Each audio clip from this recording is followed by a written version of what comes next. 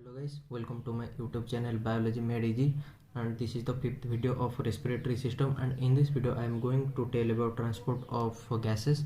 So ये video जो होगा completely NCERT बेस्ड होगा, ठीक है। तो वीडियो को एंड तक ज़रूर देखना और ये बहुत जल्दी ही ख़त्म हो जाएगा, ठीक है। तो पहला होगा ट्रांसपोर्ट ऑफ ऑक्सीजन, ठीक है। ट्रांसपोर्ट ऑफ ऑक्सीजन ये दो फॉर्म में ट्रांसफर होगा। पहला होगा कॉम्बाइन विथ हीमोग्लोबिन, जिसको बोलते हैं हम ऑक्सी हीमोग्लोबिन, ठीक है। तो ये होगा 97%। और जो डिसॉल्व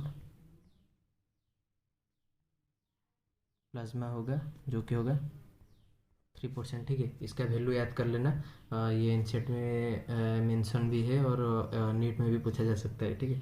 तो हो गया 97% होगा आज ऑक्सी हीमोग्लोबिन, ठीक है, एंड 3% होगा डिसॉल्व प्लाज्मा।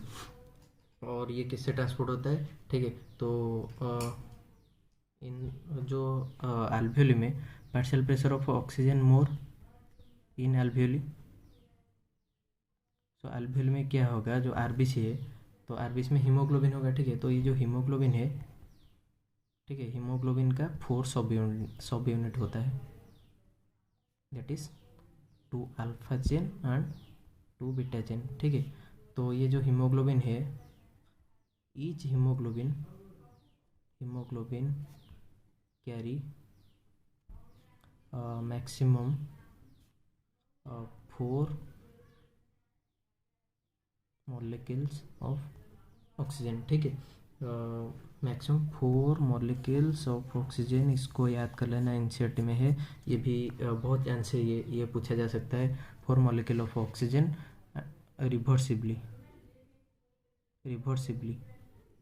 रिवर्सिबली इसको भी याद करना, ठीक है। 4 मॉलिक्यूल ऑफ ऑक्सीजन रिवर्सिबली, ये किससे 4 मॉलिक्यूल बाइंड करता है और रिवर्सिबली क्यों, इसको मैं बता देता हूँ, ठीक है। तो जो हमारा हीमोग्लोबिन है उसका होगा 4 सब यूनिट, ठीक है। तो ये हो गया 2 अल्फा 2 बीटा, ये हो गया अल्फा 1 बीटा 1 अल्फा 2 बीटा 2, ठीक है। ये जो 4 सब यूनिट है, तो ये 4 सब यूनिट में क्या होगा, आयरन होगा इन फेरस फॉर्म, आयरन होगा फेरस फॉर्म में,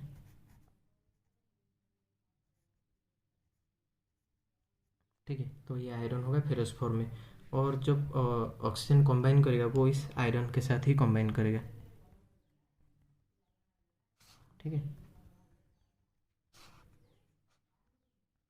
ठीक है। तो ये जो कंबाइन करेगा आयरन के साथ, ठीक है, this process is called, so binding of oxygen with haemoglobin,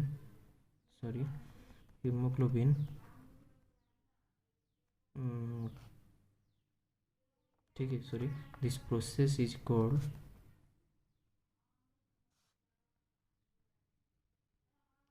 oxygenation. इसको याद कर लेना, oxygenation not oxidation, oxygenation not oxidation, ठीक है, ऑक्सीजनेशन। इसको ऑक्सीजनेशन क्यों बोलते हैं, ठीक है। तो पहला होगा, ये जो एसोसिएट होगा वो फिजिकल एसोसिएट है, ठीक है। जो ऑक्सीजन है वो फिजिकल। ऑक्सीडेशन किसको बोलते हैं, जब ऑक्सीजन किसी कंपाउंड के साथ बाइंड करेगा और नया प्रोडक्ट होगा उसको बोलते हैं ऑक्सीडेशन। लेकिन ये जो होगा ये फिजिकल एसोसिएट, केमिकल नहीं, फिजिकल, तो इसीलिए बोलते हैं इसको ऑक्सीजनेशन, ठीक है। और दूसरा जो पॉइंट होगा, जो ऑक्सीजन बाइंड करेगा आयरन के साथ, तो आयरन इस उस फेरस फॉर्म में ही रहेगा, सो ऑक्सीजनेशन क्यों बोलते हैं। पहला होगा after binding of oxygen iron remains in ferrous form, इसको याद करना, ठीक है, फेरस फॉर्म। और दूसरा जो होगा ये फिजिकली एसोसिएट होता है, oxygen physically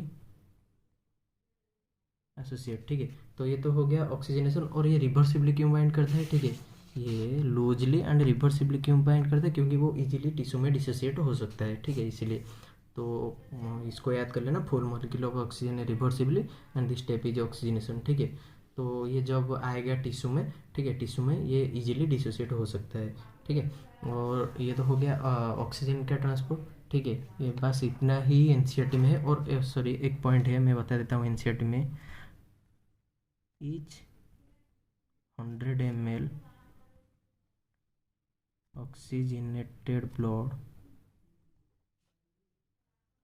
carry 5 ml oxygen to the tissue, ठीक है। ये पॉइंट याद कर लेना, each 100 ml oxygenated blood carry 5 ml oxygen to the tissue, बस इतना ही एनसीईआरटी में है, ठीक है। बस इसका नोट जो है वो टेलीग्राम में मिल जाएगा और उसका लिंक भी मैं डिस्क्रिप्शन में डाल दूंगा, ठीक है।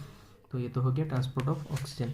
जो सेकेंड होगा, देखो मैं पूरा एनसीईआरटी लाइन ही बता रहा हूँ, कुछ ज़्यादा नहीं, ठीक है। तो दूसरा जो पॉइंट होगा, ट्रांसपोर्ट ऑफ कार्बन डाइऑक्साइड, ठीक है। ये कार्बन डाइऑक्साइड जो होगा वो 3 फॉर्म में ट्रांसफर होगा। एक तो होगा आज बाइकार्बोनेट अबाउट 70%, ये ज़्यादा होगा, ठीक है, अबाउट 70%, इसको याद कर लेना। बाइकार्बोनेट्स में फॉर्म में ज़्यादा ट्रांसपोर्ट होगा कार्बन डाइऑक्साइड। और दूसरा होगा आज कार्बो अमाइनो हीमोग्लोबिन 22-25%। कार्बो अमाइनो हीमोग्लोबिन क्या होगा कि ये जो कार्बन डाइऑक्साइड है वो हीमोग्लोबिन के साथ कॉम्बाइन होकर जाएगा, ये होगा 20 से 25%, ये हो गया 70%। और तीसरा है इन डिजोल्व प्लाज्मा, ये क्या कितना हो जाए, अबाउट 5%, ठीक है, अबाउट 5%। तो ये हो गया 3 को। तो ये दोनों को छोड़ देते हैं और इसको डिस्कस करते हैं आज बाइकार्बोनेट, ठीक है। बाइकार्बोनेट में कैसे ट्रांसपोर्ट होता है, ठीक है। तो लेट अस स्टार्ट। बाइकार्बोनेट में कैसे ट्रांसपोर्ट होता है, ठीक है। तो बाइकार्बोनेट कैसे होगा, ये देखो, ये हो गया हमारा आरबीसी, ठीक है। और ये हो गया हमारा प्लाज्मा, ठीक है। और ये हो गया हमारा टिश्यू, ठीक है। तो जब ऑक्सीजनेटेड ब्लड टिश्यू में आएगा तो टिश्यू इसको यूज करेगा और क्या रिलीज करेगा, कार्बन डाइऑक्साइड, ठीक है। ये जो कार्बन डाइऑक्साइड है वो कहाँ जाएगा, प्लाज्मा में। कार्बन डाइऑक्साइड कुछ डिजोल्व प्लाज्मा में जाएगा और वो एंटर करेगा आरबीसी में, ठीक है। तो ये जो वाटर है, ठीक है, प्लाज्मा में, वो भी एंटर करेगा किधर, आरबीसी में, ठीक है। तो ये एंटर किया, ठीक है।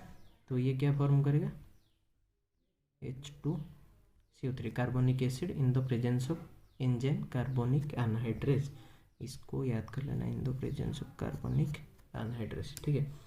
तो ये जो कार्बोनिक एनहाइड्रेज है, carbonic anhydrase, carbonic anhydrase more in RBC, ठीक है। तो ये होगा, ये कार्बोनिक एसिड फॉर्म करेगा। तो ये जो कार्बोनिक एसिड है वो एक बहुत अनस्टेबल कंपाउंड है, ठीक है, अनस्टेबल कंपाउंड है, इसलिए वो डिसोसिएट कर देगा H+ and HCO3 minus bicarbonate, ठीक है। तो ये जो H+ होगा वो हीमोग्लोबिन के साथ कंबाइन करेगा जो प्रेजेंट होगा आरबीसी में, HPH। तो ये एक्ट करेगा बफर की तरह, ठीक है। तो ये जो बाइकार्बोनेट है वो आ गया किधर, प्लाज्मा में, ठीक है। प्लाज्मा में इधर ज़्यादा हो गया तो प्लाज्मा को डिफ्यूज़ हो गया, ठीक है। हमारा जो प्लाज्मा है, प्लाज्मा में NaCl ज़्यादा है, NaCl ज़्यादा है प्लाज्मा में। तो NaCl डिसोसिएट करके क्या देगा, Na++Cl-, ठीक है। तो जब ये बाइकार्बोनेट बाहर आ गया तो क्लोराइड क्या होगा, अंदर जाएगा, ठीक है। क्लोराइड अंदर गया, ये जो क्लोराइड हो गया, ठीक है, इधर देखो, ये क्लोराइड अंदर गया, बाइकार्बोनेट बाहर आ गया, और क्लोराइड अंदर गया, ठीक है, तो इसको बोलते हैं हम क्लोराइड शिफ्ट, क्लोराइड शिफ्ट और हैम्बर्गर फेनोमेनन, ठीक है। क्लोराइड शिफ्ट क्या है, आपको अच्छे से समझ में आ गया, ठीक है। और ये जो होल रिएक्शन है, ठीक है, ये रिएक्शन जो हो गया टिश्यू में, ठीक है, ये रिएक्शन हमेशा ऑपोजिट रिवर्स होगा किधर, alveoli में, ठीक है। कैसे? क्योंकि alveoli में कार्बन डाइऑक्साइड डिसोसिएट करेगा ना हीमोग्लोबिन से, वो कैसे करेगा, ठीक है। ये जो बाइकार्बोनेट है, ठीक है, सॉरी, ये जो बाइकार्बोनेट है वो क्या करेगा, इधर रिवर्स क्लोराइड शिफ्ट होगा, ठीक है। तो बाइकार्बोनेट अंदर जाएगा और क्लोराइड बाहर आ जाएगा, ठीक है। अगर बाइकार्बोनेट अंदर गया, वो H+ के साथ कंबाइन होकर क्या देगा, H2CO3 कार्बोनिक एसिड, तो इट इज अनस्टेबल, तो कार्बोनिक एनहाइड्रेज के प्रेजेंस में वो क्या करेगा, CO2 और H2O और CO2 अल्वेओली बाहर निकल देगा, ठीक है। तो ये हो गया रिवर्स क्लोराइड शिफ्ट जो कि होगा अल्वेओली में, ठीक है। तो ये हो गया। और एक पॉइंट, ये जो इक्वेशन है इसको याद करना, ठीक है। CO2 + H2O, इसको ज़रूर याद रखना, क्योंकि ये आ सकता है एग्जाम में। कार्बोनिक एनहाइड्रेज के प्रेजेंस में H2CO3 और ये कार्बोनिक एनहाइड्रेज के प्रेजेंस में H+ + HCO3-, ठीक है। ये हो गया।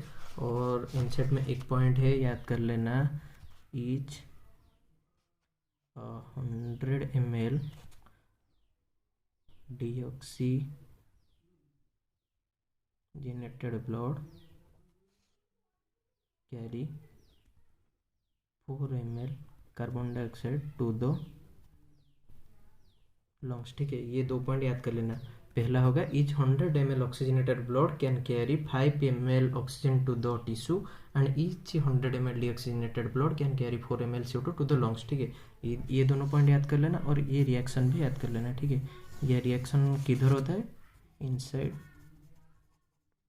RBC, ठीक है।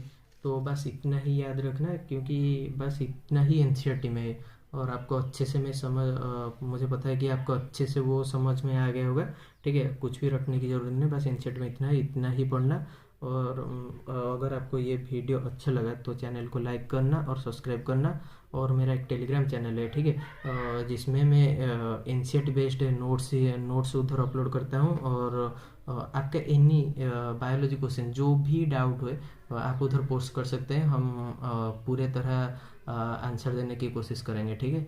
अगर आपको ये वीडियो अच्छा लगा तो सब्सक्राइब करना, ठीक है, और अपने दोस्तों में भी शेयर करना। बस आज के लिए इतना ही, थैंक यू।